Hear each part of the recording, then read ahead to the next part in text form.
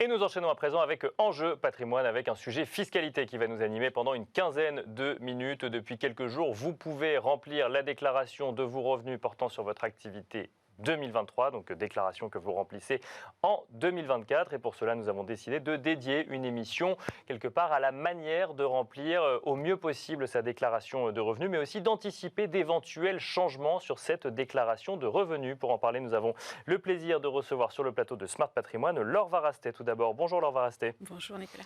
Vous êtes ingénieur patrimonial au sein de la banque privée Odo BHF et nous avons le plaisir d'accueillir également Pierre-Elliott Blum. Bonjour Pierre-Elliott Blum. Bonjour Nicolas. Vous êtes avocat associé spécialiste du sujet fiscalité au sein du cabinet Luma. Alors on va commencer avec vous, Laure Varasté. Cela fait quelques jours que l'on peut remplir sa déclaration de revenus au titre de l'année 2023. Comment aborder la déclaration 2024, sachant que, si je ne dis pas de bêtises, il n'y a pas d'énorme évolution par rapport à la manière dont on la remplissait l'année dernière, Laure Varasté. Oui, tout à fait. Alors c'est vrai que la campagne a démarré et on peut accéder enfin à son espace personnel depuis le 11 avril dernier. Donc enfin, vous le dites, on l'attendait tous. Oui, je crois. En tout cas, vu les appels que nous avons, oui. Visiblement,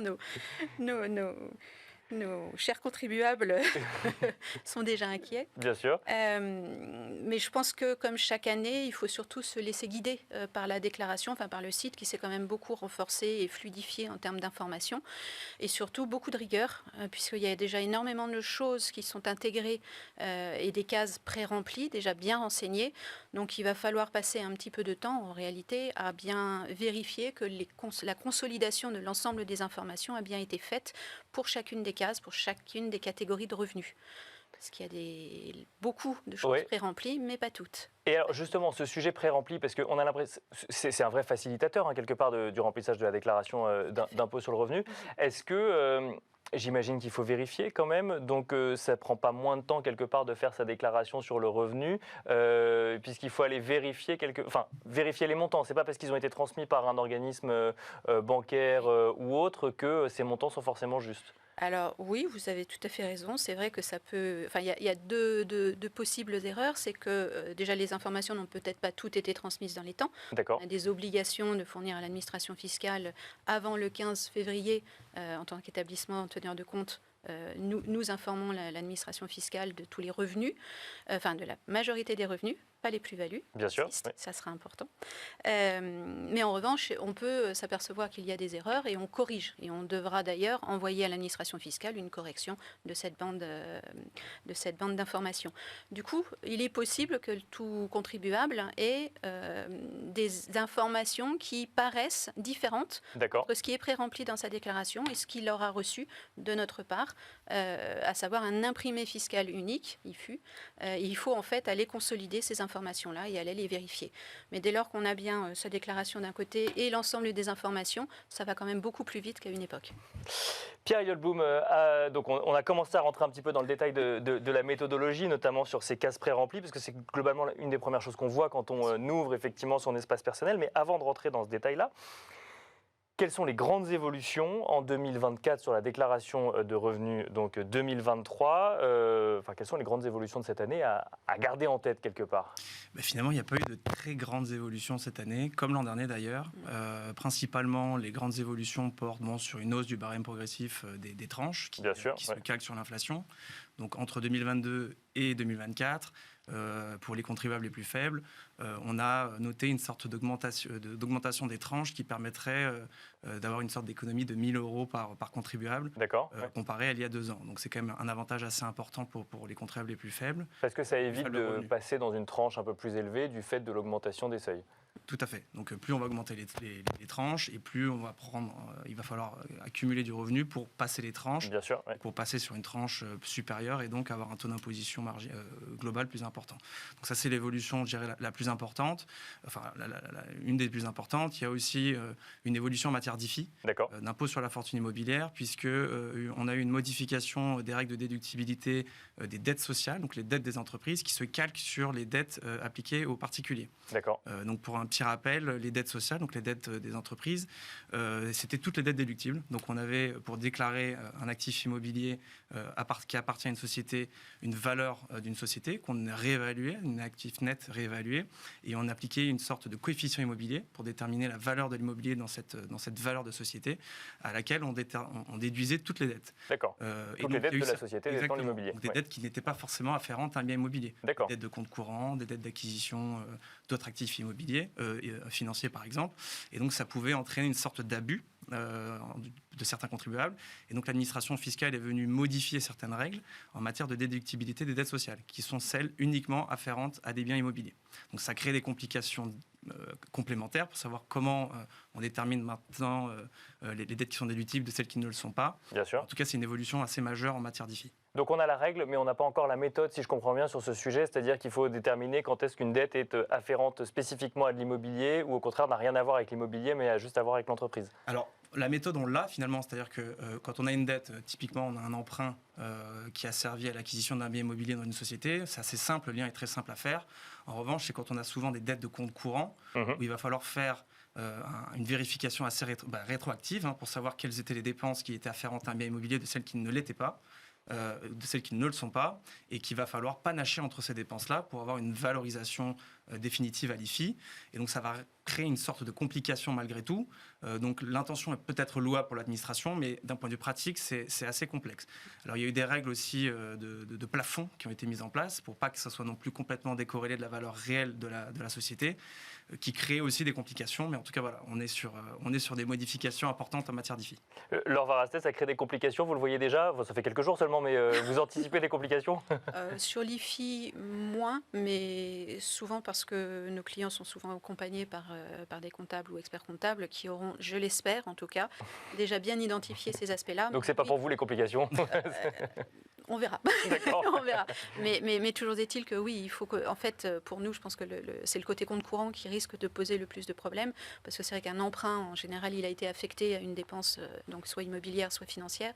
En revanche, les comptes courants, on n'aura peut-être pas suffisamment d'historique pour pouvoir les aider justement à trouver la bonne solution. Donc, en espérant effectivement que cela ne crée pas trop de complications. Alors, cette émission s'appelle Déclaration de revenus 2024, mode d'emploi. On a effectivement donné la première étape qui est vérifier ce qui a déjà été pré-rempli. Il peut y avoir des erreurs. Quelle est la deuxième étape, si je puis dire, Laure Varastet, avant de passer la parole à Pierre-Elliott Blum? Alors, moi, j'identifie, alors c'est très lié à notre cœur de métier, à savoir les investissements boursiers. On identifie chaque année plusieurs sources d'erreurs. La première, c'est qu'on parle de pré-rempli. On a, pour les comptes titres, des plus ou moins values réalisées au titre d'une année. Ces plus ou moins values, elles ne sont jamais pré-remplies puisqu'elles ne sont pas communiquées à l'administration fiscale. D'accord. Donc il faut vraiment veiller à ce que les contribuables n'oublient pas d'aller renseigner cette case-là. D'accord. Ça peut être plus ou moins facile, c'est-à-dire que s'il y a des établissements qui déterminent justement ces compteurs-là, c'est facile, il suffit de cumuler également et de consolider ces informations-là. Mais si ça n'est pas le cas, ça peut être beaucoup plus compliqué et il ne faut pas oublier de remplir cette case-là. Donc vérifiez vos comptes titres et vos PEA, si je comprends bien. Même vos contrats d'assurance vie? Non, PE. PEA, c'est encore autre chose. D'accord. Mais oui, ça apparaîtrait normalement dans l'IFU, là pour le coup, cet imprimé fiscal unique. En revanche, puisque vous citez le PEA, il y a une information à retraiter, à savoir quand on détient des titres non cotés dans un PEA. Le PEA permet d'exonérer les dividendes, mais quand il s'agit de titres non cotés, il y a une limite à cette exonération. Donc on va communiquer la totalité en fait, du dividende perçu en titres non cotés et l'exonération, elle ne joue qu'à hauteur de 10% du prix d'acquisition des titres. Donc il faudra aller retraiter cette case-là. Normalement, les informations, elles sont... on alerte, attention, dans les IFU. Mais il faut penser à ces petites cases-là, en tout cas. Pierre-Elliott Blum, est-ce qu'il y a d'autres choses auxquelles il faut faire particulièrement attention lorsqu'on remplit sa déclaration d'impôt sur le revenu, enfin sa déclaration de revenus? Oui. Je pense que la première étape avant tout, c'est surtout la collecte des documents. Oui. La collecte des documents, c'est récupérer toutes les informations sur tous les revenus, donc les fiches de paie, les revenus de capitaux mobiliers, collecter les informations quand on a des revenus fonciers avec avec les syndics de copropriété pour obtenir les charges éluctibles de celles qui ne le sont pas. Et une fois qu'on a obtenu tous ces documents-là, c'est réellement faire un travail sur ces documents pour savoir qu'est-ce qui est à déclarer, qu'est-ce qui est à retraiter sur ces documents-là, est-ce qu'il y a des informations qui sont manquantes, est-ce qu'on a toutes les informations pour déclarer. Voilà, donc c'est surtout un travail de collecte de documents. Parce que je le découvre, on peut avoir des charges de copropriété déductibles de ces impôts sur le revenu ou c'est pas de l'impôt sur le revenu, mais c'est des revenus fonciers principalement quand on est en location nue. Il y a des charges de copropriété avec des régularisations à effectuer qui sont assez complexes puisqu'il y a une régularisation par rapport à l'année de -1, puisque souvent dans les copropriétés on a des régularisations également. On ne sait pas en avance quel va être le montant de la régularisation sur l'année concernée. Donc voilà, on a des règles assez particulières sur des revenus fonciers. Et ça, c'est quand on fait de l'investissement locatif. Quand on fait de l'investissement locatif, effectivement, il faut louer la charge d'un bien immobilier. Si on ne le loue pas, c'est évidemment pas déductible. Donc voilà, et être au réel. Et être au réel, effectivement, être au réel. Voilà. Donc il y a certaines conditions, mais voilà, c'est avant tout récupérer les documents et bien les étudier, suivre évidemment les règles des déclarations et puis déposer dans les délais pour éviter toute majoration et intérêt de retard. Bon, là, pour le coup, les délais, on est encore plutôt bien. Il nous reste plusieurs semaines, effectivement, avant de déclarer. Un mot peut-être quand même. Alors, je ne sais pas qui veut répondre sur le sujet, mais sur les locations saisonnières, puisqu'on a eu des plafonds en fait, qui ont été revus à la baisse, notamment pour les locations. Alors, locations, je parle d'Airbnb, mais il y a d'autres plateformes qui permettent de faire des locations saisonnières. Ces plafonds ne s'appliqueront pas sur l'année 2023, donc ça ne change pas grand-chose à l'heure actuelle, mais il faut se préparer à ce que plus tard, lorsqu'on fera de la location saisonnière, il faudra avoir en tête qu'on pourra avoir moins de revenus finalement que ce qu'on pouvait avoir jusqu'à présent. Pierre Elliott Blum peut-être. Ouais. Effectivement. Donc lors de la dernière loi de finances pour 2024, il y a eu plusieurs projets de modification des règles en matière de location saisonnière pour des biens classés et non classés. Et les sénateurs ont inséré une mesure que le gouvernement n'a pas vue et qui donc a été mise en application à compter du 1er janvier 2024 et qui visait à modifier les règles en matière de location touristique de biens touristiques non classés. Et donc qui vise à réduire le montant de l'abattement pour le micro-BIC et le montant du seuil. Ça crée des complications puisque quand on est au réel, il faut tenir une comptabilité qui impose du coup de déduire les charges au réel. Bien sûr. Et, évidemment, si on n'a pas de comptabilité, il y a un risque de contrôle fiscal et donc de redressement. Et donc l'administration fiscale face à cette mesure qui a été prise un petit peu de manière un peu trop accélérée, trop rapide, a mis en place une sorte de régime de faveur, enfin pas régime de faveur, mais une faveur à certains contribuables qui le désirent, de maintenir les règles qui étaient applicables antérieurement à la loi de finances pour 2024 et du coup de l'appliquer qu'à partir du 1er janvier 2025. Donc il y a un choix pour les contribuables.